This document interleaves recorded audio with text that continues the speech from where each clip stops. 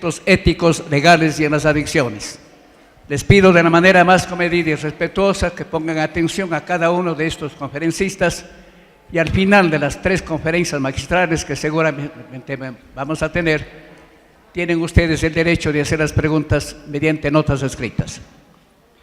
La comisión organizadora del 6º Congreso Internacional de Audiología de la ALAD me ha concedido una atención y consideración de honor y privilegio para abrir el simposio y las disertaciones científicas y académicas de maestros e investigadores, Magíster Edwin Alvarado del Perú, ilustre psicólogo clínico, doctor Javier Didia de Argentina, médico psiquiatra, y doctor Ismael Morocho de Ecuador, médico psiquiatra. Analizarán en sus magistrales conferencias sobre aspectos éticos y legales en las adicciones.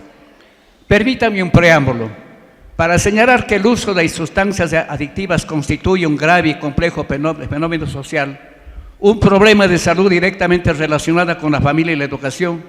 Su extensión y relevancia demanda de una vocación sanitaria de los profesionales de la salud y la educación con un gran componente social. Este problema no puede ser analizado fuera de los marcos de la naturaleza humana con un sentido fundamentalmente humanista, teniendo como base la esencia del hombre como conjunto de las valoraciones sociales. El problema es analizar el uso de las sustancias adictivas desde una posición ético-social, enfatizando los aspectos éticos que deben tener presente en el abordaje de los problemas adictivos. Los aspectos éticos que se deben tener presente en el enfrentamiento a los problemas de la adicción, especialmente en los jóvenes, son el sentido de la vida y los valores relacionados con su familia y el modelo de ellas, su situación académica, el espacio en la sociedad, la opinión en cuanto al consumo de alcohol, uso de sustancias adictivas, las amistades, último año de consumo, la felicidad y la esperanza a lograr dentro de los diferentes ámbitos sociales. Hasta aquí mis palabras.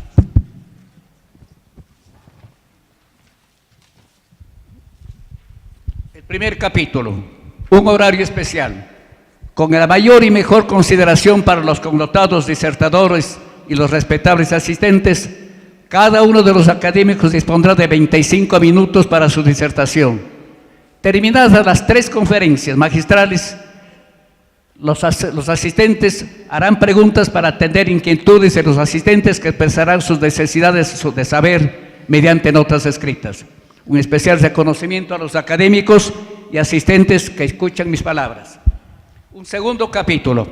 Escuchemos atentamente las sabias y académicas palabras del magíster Edwin Alvarado, de la hermana República del Perú, psicólogo clínico, máster en psicología clínica y de salud, especialista en psicología forense, especialista en estudios criminológicos y penitenciarios, especialista en psicología gestal, psicólogo y forense del Ministerio de Justicia y Derechos Humanos del Perú. Distinguido maestro y docente, tiene su merced la palabra.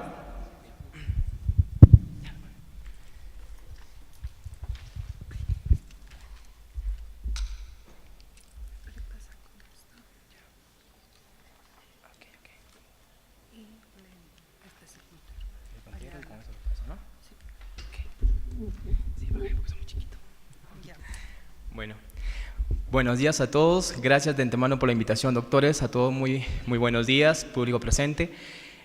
Bueno, tiene que bajarme el micro porque soy muy chiquito. Espero que me vean un poco, aunque sea ahí. Bueno, el tema que vamos a tratar hoy día es un tema, digo yo, un poco controversial, un poco que genera mucha discusión.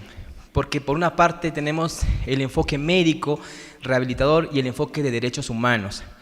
Yo soy psicólogo de derechos humanos y Ministerio de Justicia, y en Perú se fomenta mucho el respeto por los derechos humanos. Así que le voy a dar un enfoque desde el punto de vista de ambas variantes, de lo que habla la Convención de los Derechos Humanos y lo que realmente se busca en este aspecto. El internamiento involuntario. Bueno, primero quiero darles refrescarles un poco respecto a nuestra legislación en Perú. En Perú manejan también lo que es el tema del curador, ¿no? Acá tenemos algunos artículos que es importante que ustedes lo vean. Por ejemplo, acá tenemos en que el juez es cualquiera el que pone pues el curador provisional para aquella persona que tiene un problema de salud mental. tenemos entonces la curatela está legislada en nuestro país y se aplica todavía, pero la Convención de Derechos Humanos está visorando en el sentido que se elimine la curatela, ¿no? También acá, por ejemplo, tenemos otros artículos del Código Civil en mi país, en la cual es importante que ustedes vean cómo nosotros, los peritos forenses en el Perú, pueden pues protegerse para no caer en juicios en el ámbito legal. En el artículo, por ejemplo, 571 nos habla de que para que estén sujetos a la curatela, los incapaces que se refieren al artículo deben prescindir de cuidados y socorros permanentes, ¿no?, de la seguridad ajena, ¿no? El curador, por ejemplo, tiene que proteger a una persona incapaz, ¿no?, y para que vele por el restablecimiento de esa persona, ¿no? También en nuestro Código Civil hablan un poco del curador para ebrios y toxicómanos, eso también lo tratan, ¿no?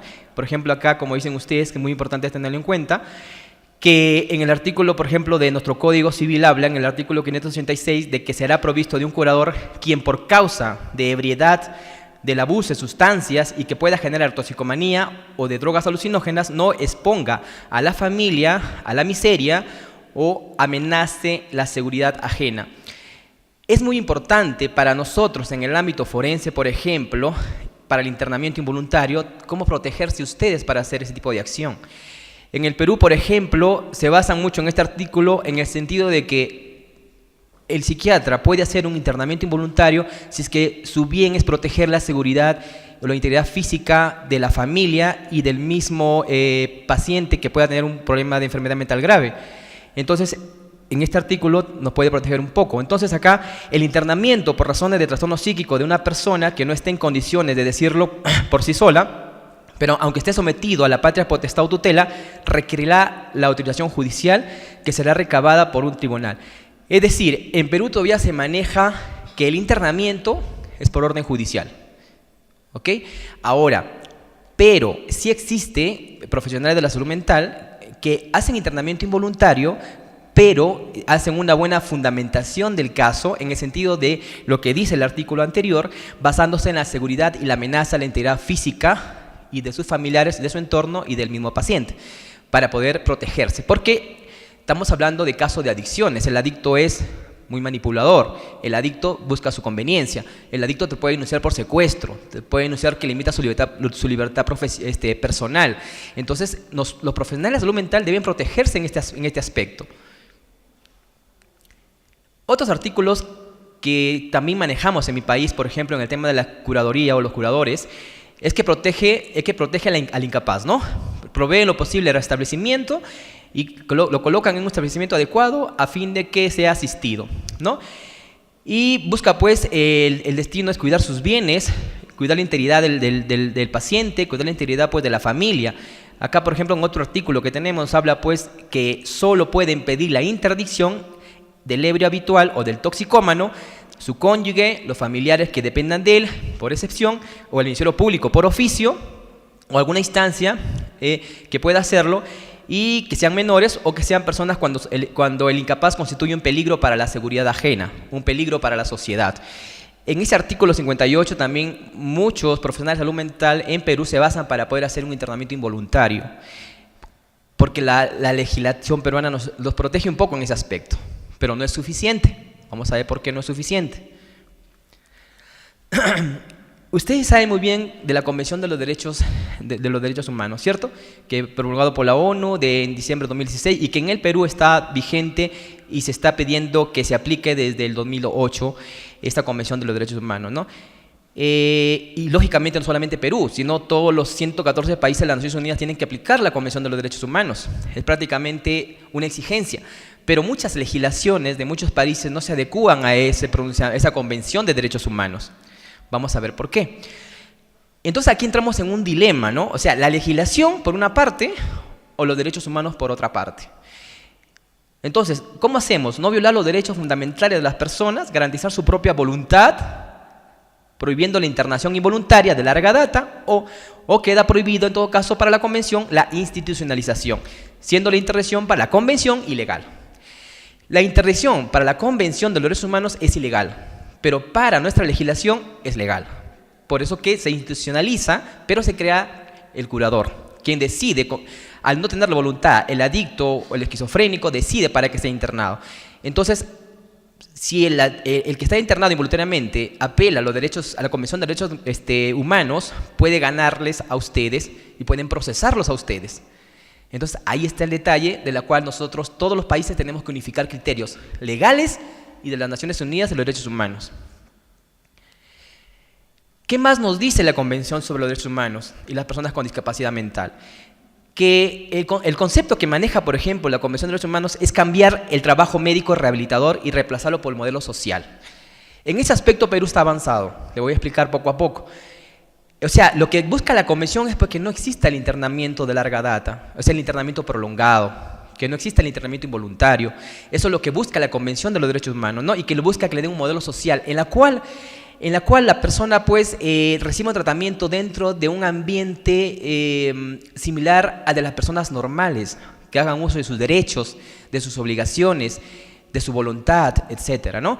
Entonces, viendo la discapacidad no como un problema individual, la Convención no lo ve sino como un problema disfuncional de barreras sociales que no le permite pues integrarse a la sociedad. Es decir, la Convención busca integrarlo en vez de aislarlo o marginarlo a las personas con problemas de salud mental. Entonces, hay muchas barreras para las Naciones Unidas que habla con respecto a los fenómenos actitudinales, arquitectónicos, comunicacionales. Por ejemplo, arquitectónicos. Para las Naciones Unidas está mal y está prohibido de que se internen en un claustro psiquiátrico, por ejemplo, que no están las condiciones. Para las Naciones Unidas es importante el aspecto de que se crean casas hogares para pacientes psiquiátricos o problemas de salud mental. En Perú ya hay uno, que más adelante lo voy a ir mostrando, y también lo que busca los derechos humanos, la Convención, es las actitudes frente a este tipo de problemas, ¿no? Entonces, los derechos humanos buscan la ideología de la normalidad, es decir, considerarlos normales a las personas que tienen problemas de este tipo. Y apela a dos puntos importantes: la dignidad y la autonomía del paciente. La dignidad en el sentido que ellos tengan voz y voto dentro de una sociedad, en el sentido que ellos tengan autonomía de sus propias cosas, ¿no? Y que la autonomía no sea un punto de partida, sino un punto de llegada, donde tenemos que llegar, que el paciente de salud mental llegara a que tenga un punto de autonomía individual y por ende voluntariedad, que no lo tiene muchas veces, pero es lo que busca la Convención, y la dignidad de tratar como personas. Así que aquí la discapacidad mental o psicosocial, pues según la Convención, busca sustituir algo que todos los países manejan, creo que acá también, el modelo de sustitución o la anulación de toma de decisiones, que es el nombrar un procurador y la interdicción, por un modelo más de apoyo al paciente para que tome decisiones sobre su vida. O sea, devolver la autonomía y la voluntariedad al paciente sin quitarle los derechos a la libertad, por ejemplo, hasta el ejercicio de voto, a las tomas de decisiones, etc. Es lo que busca la Convención. Es decir, le darle un sentido de normalidad a la anormalidad de nuestro punto de vista como profesionales de la salud mental. Ahí pueden ver dos fotos que nos ilustra eso.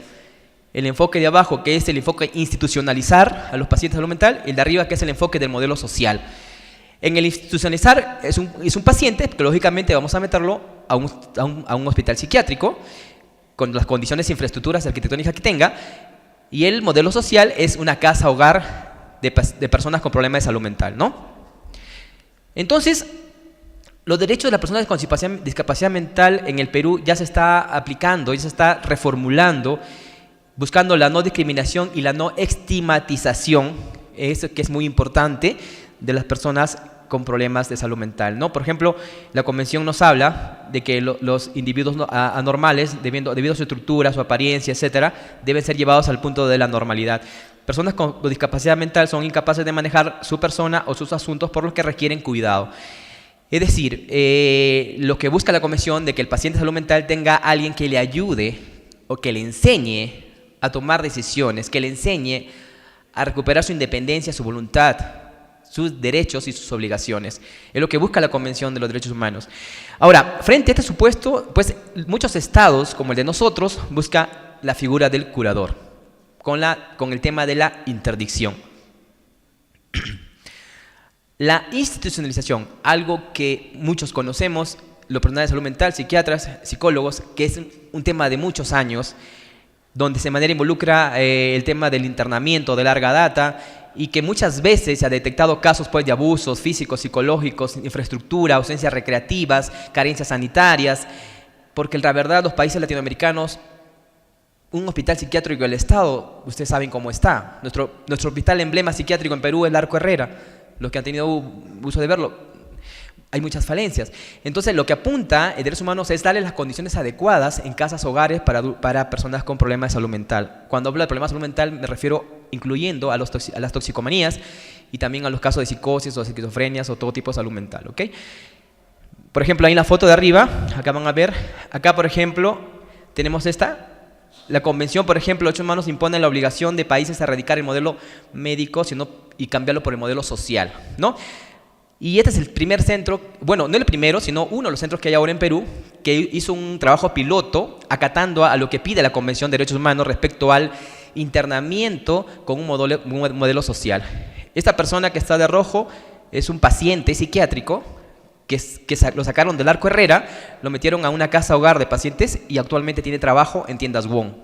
Tiene trabajo, puede votar, recibe un tratamiento largo, propio de su estado de esquizofrenia, pero no se aisló sus derechos fundamentales como persona, ¿ok? Bien. Entonces, en síntesis, la Convención lo que pide es la libertad para poder salvaguardar los derechos de las personas, ¿no? Deficiencias de las personas y que le imponen a la sociedad. Entonces nos consideramos personas con discapacidad, aquellas personas pues de todo campo, ¿no? Mentales, intelectuales, psicosociales, y devolverles habilidades para la vida, como la autonomía, el autoconcepto, la independencia, toma de decisiones, el manejo, la atención y el estrés. Nadie aprende diciendo, la gente aprende haciendo. Entonces la Convención pide que los usuarios estén involucrados dentro del grupo social. La Convención nos habla entonces de la no discriminación, la participación, la inclusión, la accesibilidad, que es muy importante para la Convención de Derechos Humanos, y establecer pues, la independencia de las personas con problemas de salud mental en los sistemas de internamiento. El modelo de sustitución de la toma de decisiones es lo principal que busca, ¿no? Busca desarrollar entonces esas habilidades, ¿no? No negarle los derechos fundamentales que muchas veces se alteran dentro de una internación tradicional. Entonces es importante para la Convención que tengamos en cuenta a futuro de que se deben respetar esos aspectos. La voluntad, que no exista conflicto de intereses, la proporcionalidad, etcétera, ¿no? La toma de decisiones en los pacientes. El internamiento de las personas con discapacidad, entonces, ¿qué nos dice ahora la Convención? Que el internamiento involuntario de las personas con discapacidad mental es válido o no. ¿Qué nos dice? De acuerdo al modelo social, cualquier privación de libertad atenta contra los derechos humanos, es lo que dice la Convención. Pero sin embargo nos pone dos supuestos la Convención que también va acorde con la legislación, que es por carácter de urgencia, en situaciones de crisis, ¿no? En inconsistencia, situaciones de crisis que sí puede cumplirse con los requisitos del internamiento, o por medidas temporal, ¿no? Y también por la comisión de un delito se da el internamiento involuntario. Mediante una sentencia judicial se da el internamiento a una persona que comete un delito que tiene un cuadro psicótico, pues el juzgado ordena el internamiento en un centro de salud mental. Y lo que promueve la Convención y que se adapte a nuestra legislación es lo siguiente, que se dé de tres formas nada más: el ambulatorio, el residencial y el domiciliario, ¿no? El ambulatorio, que deciden vivir en forma independiente con sus familias y dar el tratamiento en su casa con sus familias. El residencial es crear casas hogares donde ellos puedan recibir tratamiento integral, y el domiciliario, que reciban el tratamiento multidisciplinario dentro de su domicilio, evitando así la institucionalización, ¿no? Promoviendo la participación activa de parte de ellos. Y ellos tienen como referencia las buenas prácticas, como se da en Suecia y en otros países similares, donde ya prácticamente se está quitando la institucionalización de pacientes con problemas de salud mental, incluyendo las adicciones. Esto quiero que ustedes lo revisen, estoy pasando rápido porque el tiempo vuela. Anoten Hanopren y quiero que vean estos videos en sus Googles o YouTube, cómo estamos manejando en Perú a los pacientes para evitar la institucionalización, ¿no? Las personas con discapacidad mental son atendidas en servicios comunitarios y estas personas pues logran darle todos sus derechos y obligaciones y integrarlos dentro de una sociedad. No aislarlos, sino integrarlos, ¿no? En las adicciones sucede algo muy diferente o con ciertas contrariedades. ¿En qué sentido? De que en Perú, por ejemplo, como en muchos países, existen muchos centros terapéuticos que no están legalizados, que los llevan adictos, y por lo tanto es un problema eso en todos los países latinoamericanos, ¿no? Toda persona tiene derecho al goce, al ejercicio, sus derechos y obligaciones, cierto. Ahora, ¿pero qué nos dice la OMS? Nos dice que las adicciones constituyen una enfermedad multicausal. Ya el doctor Martín Nizama, Valladolid, en Perú, nos habló pues que las personas con adicciones pues, son personas apetecibles al placer, intolerancia a la frustración, síndrome de abstinencias, manipulación, simulación, victimización crónica. Hablar de pacientes con adicciones, estamos hablando de simulación, disimulación, parasimulación. Estamos hablando de situaciones diferentes, propias de su personalidad. Entonces, el internamiento involuntario en personas con adicciones tiene otro enfoque. ¿Recuerdan ustedes a Mario Vargas Llosa en su novela, el novelista que dijo, adicto es un esclavo feliz? ¿No? Porque una enfermedad, y es una enfermedad paradójica, porque teniendo en cuenta lo que según su tipo de adicción puede llevarlo a cometer acciones como la ruina económica, robos, homicidios, violaciones, suicidios, etcétera, ¿no? Porque prácticamente el adicto disfruta de una situación que le da cierta situación de placentera, ¿no? Decía Mario Vargas Llosa, ¿no? En sus libros. Entonces, debemos tener en cuenta que el adicto carece de conciencia de enfermedad, y ustedes lo saben. Muy pocos aceptan que son consumidores. Entonces, desde el momento que son insensibles y desmotivados al tratamiento, por lo que rehúsan, sabotean, manipulan, e inclusive engañan a los terapeutas y a los peritos forenses, entonces es importante saber que no tienen conciencia de enfermedad. Entonces, ¿quiénes sufren más? Sufre la familia, ¿no? Con la soberbia de ellos, son manipuladores, y el impacto social es muy fuerte porque en los penales en Perú, el alto índice de criminalidad se asocia mucho con las adicciones, especialmente en penales, los de robo tienen mucho que ver con consumo de droga, de pasta en Perú, y la criminalidad tiene mucho que ver con eso. Entonces en las adicciones el adicto es un enfermo de voluntad. Entonces, sin capacidad para practicar voluntariamente en el libre albedrío y sin conciencia de enfermedad y carente de valores éticos y desmotivado para el tratamiento, pues no están en condiciones de ejercer responsabilidad autónoma. Eso nos decía, por ejemplo, Jaro, ¿no? Entonces, partiendo de ese punto, de que es una persona que tiene problemas de la voluntad, entonces podemos ejercer el internamiento voluntario basado en ciertos artículos que a nosotros nos protege, como cuáles, vamos a ver ahorita. Y ustedes saben que el adicto cae pues, en libertinaje, descarrilamientos, en impulsos hedonistas, autodestructivos, ¿no? Y entonces, y eso contradice pues con el principio de los derechos humanos que habla el principio de la autonomía y proteger los derechos de las personas. Entonces, ¿qué velamos? ¿La voluntad o la integridad física? Si los derechos humanos nos pide velar por la voluntad y la autonomía de los seres humanos, pues, y si esa persona pone en riesgo a la familia integrada, ¿qué valoran? La voluntad o la integridad física de él y la familia. Entonces, ya que el adicto pone en riesgo también sus bienes jurídicos, ¿no? Y la familia adopta medidas protectoras, hay que adoptar medidas protectoras de internamiento. En caso de adicción, por ejemplo, en Perú sí están haciendo internamientos involuntarios. Entonces, la restricción delimitada está amparada en el derecho ¿a qué? El derecho a la vida, al cuerpo y a la salud, que es un derecho fundamental. Un derecho fundamental tanto de las Naciones Unidas como un derecho fundamental también de nuestra legislación en Perú, que lo tenemos acá en el artículo 8 del Código Penal, que es el que obra por disposición de la ley en cumplimiento de un deber o de un ejercicio legítimo de un derecho u oficio o cargo, se le atenúa su responsabilidad penal a los profesionales. Lo repito, los profesionales se le eximen de responsabilidad penal si es que obra por disposición de la ley en cumplimiento de un deber o en un ejercicio legítimo de un derecho o de un oficio o cargo. Si ustedes obren en legítima defensa del derecho a la vida, al cuerpo y a la salud, pueden internar a una persona con adicción que pone en riesgo a la familia y la ley le está amparando. En Perú sí se protegen de esta manera. Radica en la importancia entonces del consentimiento informado, que también es muy importante, que todos deben saberlo. No se hace internamiento sin consentimiento informado. Lo sabemos, cierto. La familia tiene que hacerlo porque lógicamente la persona con adicción no puede ejercer su voluntad y conciencia de su enfermedad. Pero nuestra legislación aún no tiene, y es un vacío legal, no se ha establecido la facultad de que la familia puede autorizarlo. Pero tampoco existe que la familia no lo pueda hacer. Por lo tanto, es un vacío legal para nosotros.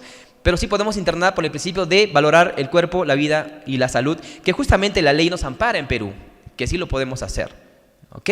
Si es que el adicto pues tiene un comportamiento agresivo, violento, ya puso en riesgo a la familia, lesionó a su hermano, a su madre, lógicamente podemos, con los consentimientos y basados en este artículo de la defensa de un derecho supremo a la vida y a la salud. ¿Ok? Bien.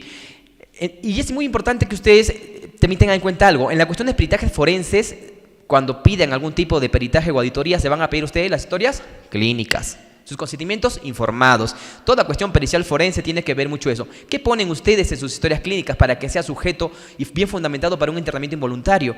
Porque la otra parte puede apelar secuestro, anulación de su libertad, etcétera, etcétera. Entonces, el trastorno adictivo es muy importante que ustedes lo describan, de características, lo que podemos sustentar, hedónicas, psicopáticas, autodestructivas, y que ponen en riesgo la vida, la integridad y la salud, y que se respeta a la vez los derechos humanos en el internamiento en sí. Ustedes deben sugerir que se respeten los derechos humanos en el internamiento en sí, para salvaguardar responsabilidades personales. No, señor juez, yo pedí el internamiento en base a este artículo, respetando la vida y los derechos de la salud, pero a la vez yo pedí que se respete sus derechos en base a la Convención de los Derechos Humanos de la ONU. Así que yo estoy pidiendo ambas situaciones. Entonces, ahí es importante que ustedes se protejan en el aspecto clínico. Bueno, este es Machu Picchu, les invito a que vayan, y la comida peruana. Ya les dio hambre de nuevo. Bien, bueno, el tiempo es muy corto y... ¿sí?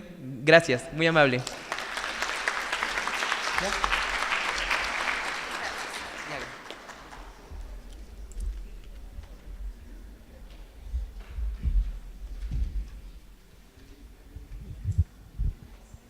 Ponderamos y encomiamos la disertación del magíster Edwin Alvarado. Escuchemos con solicitud la sabiduría del doctor Ismael Morocho, de este Ecuador hermoso.